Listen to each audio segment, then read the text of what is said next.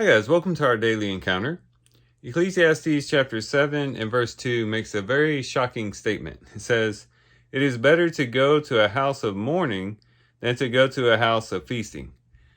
And we might wonder why that is, because typically we are drawn to the house of feasting. That is, we like going where there's rejoicing, where there's joy, where there's happiness. We like to go to parties where, people are enjoying the joys of life.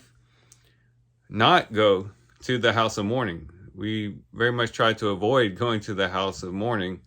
That is to a funeral and to the place where there is death and people are mourning over their loved ones. That doesn't seem like a very pleasant type of situation. But here, the writer of Ecclesiastes says it's better to go to the house of mourning than to go to a house of feasting. But then he gives a reason for it. He says, because that is the end of every man, and the living takes it to heart. And that gets to the crux of why the writer would say that it's better to be in the house of mourning than in the house of feasting. It's because the people who come to a funeral or go to a place where there's mourning, they take to heart. And some of the things that could be taken to heart as one remembers death and is cognizant of the reality of death is that life is fleeting. Whenever we go to a funeral or whenever we just contemplate death, it helps us to remember that life is fleeting, that we're here today and gone tomorrow. And we are not guaranteed tomorrow, nor are we guaranteed a lengthy life.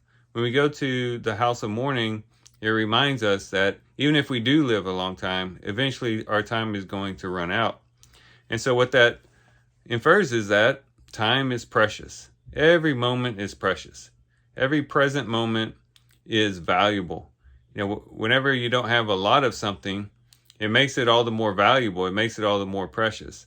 And that's what we have with time. Because we have a limited amount of time, the time that we do have here is precious and should be highly valued. Which then leads us to take to heart the fact that we shouldn't waste the time that we have. It's very easy as we get caught up in the rhythm of life and the sun rises and then the sun sets. We go to bed and then we wake up and go to work or whatever our activities are. And then we go to bed again. Then we repeat it again the next day. It's very easy to get into the rhythm of life and to forget really the end and to forget that time is precious and we need to not waste it and not let the rhythm of life kind of lull us to sleep to where we forget our purpose of why we are here and what we should be about.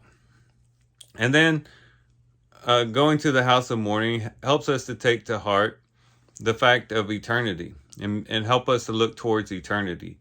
To say, life here on earth is very short. And I'm gonna have an existence past death that lasts a whole lot longer than this short life.